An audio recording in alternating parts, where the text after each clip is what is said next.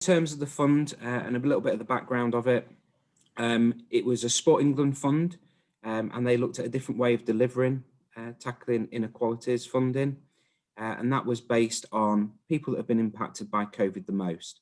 And we'll come on to some of those focused groups a bit later on, but I'm sure you're all working with them. That's why you're here today.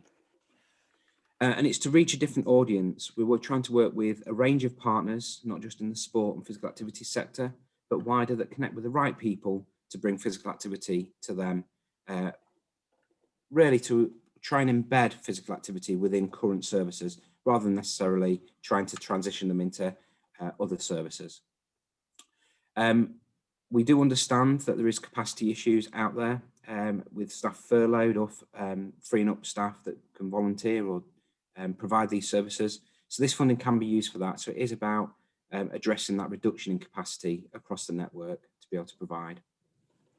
It's about enabling communities and community groups and organisations to be able to go and impact on those communities. So this isn't necessarily about Active Lincolnshire or local authorities or organisations like that. This is more about really getting into communities and making a difference. And I've already mentioned about engaging outside the sport and physical activity sector. And that's very important because this is about strengthening those relationships. One, with a new cohort of partners that can deliver, but also linking the sport and physical activity sector in with those partners. There is a more detailed presentation which Emma did produce when we originally sent this out. There is a link on these slides to that you'll receive, which goes into a lot more depth on tackling inequalities. But please do bear in mind the timelines and things like that have changed because this has become an ongoing process with Sport England. Originally, they talked about one tranche of funding, and as I've just mentioned, this is now round 3. So it's been an ongoing programme with Sport England, which has been great. So kind of the detail of what we need to do is actually working with one of the 4 priority groups. And those groups, as you can see on your screen, are the low socioeconomic groups, BAME communities, disabled people, and then those suffering long-term health conditions. Now, every project has to have a priority audience of one of those 4. However, you can have a secondary audience as well. And those secondary audiences, as I've mentioned, can be any of those 4 above. So for example, it could be someone with long-term health conditions, but in BAME communities. However, you can also focus your project on women and girls, older people, or older people and children, young people. So you can see how you can start, depending where your focus is and what you're working on, you can really start to drill down into your projects to make a difference. In terms of kind of the criteria, I've kind of mentioned it's about the impact of COVID. So we must show the impact on that particular group that you want to work with and what has been the effect of COVID on their activity levels or their lifestyle. Now that might be financial, but that also might be access. So please, it's wide ranging, it's whatever the impact will be. There needs to be an immediate need. So what has been pushed back is this cannot be about funding something that's already happening. This must be about bringing something new to them, or re-establishing something that can't run because of COVID. And do we need to fund something or put something in place to make it happen again? So there needs to be an immediate need. They talk about survival and reach. So this can be about, if you know of community groups that will not survive without this funding potentially. And that means long-term impact is that organisation won't be around delivering physical activity to those target groups. We can look at funding those in a particular way. And then reach is all about reaching the right people. And we've just talked about those target audiences. Ultimately, every project we put through, and this is really important to understand, is it must increase the current activity levels. And that is current activity levels in this COVID restricted time. So it's not about they were really active before, so we need to make them even more active. It's their current state of activity. So if they're doing nothing, just getting them to do something is an increase, but we must show that clear line of sight to making them more physically active during this time. Eligibility wise, we've just put up there a couple of bits just to let you know there is obviously a lot more detail behind this, but what we try to do is work with you as an organisation to shape that project and to ensure you're eligible, rather than reading reams and reams of guidance. We do that on a one-to-one basis with you. But as you can see there, it does cover quite a lot, you know, charities, organisations, CICs, not-for-profit, social enterprises. But one thing we did want to make clear is we do work with a lot of local authorities, and that's district level as well as county council. And we have got projects that do roll out with those local authorities. However, we cannot directly fund them. So what we do is we work with them to shape them and link them to service providers. So that might be a physical activity provider, it might be a different community group, and we bring that activity to maybe some of the people that you're working with, because actually linking the two together is ideal.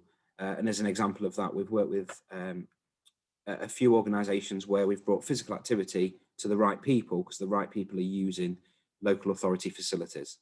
So if you kind of think of it that way, who can we link up with and who can we jointly put a bid in with? And we can come on to that a little bit more later on. So in terms of the process of getting a proposal or an activity going, it's about idea generation, and the second half of today is all about that.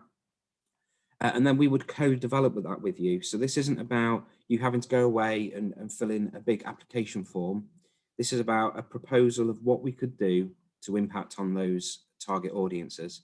And myself and Ian, in particular, would work with you to develop and shape any ideas that you've got to ensure that it has the biggest impact, but the best chance of being signed off by Sport England. In terms of the application, you'll be pleased to know we put the applications in on your behalf, so you don't have to fill in online portals or Sport England paperwork. That's all done from the inception of the project with us.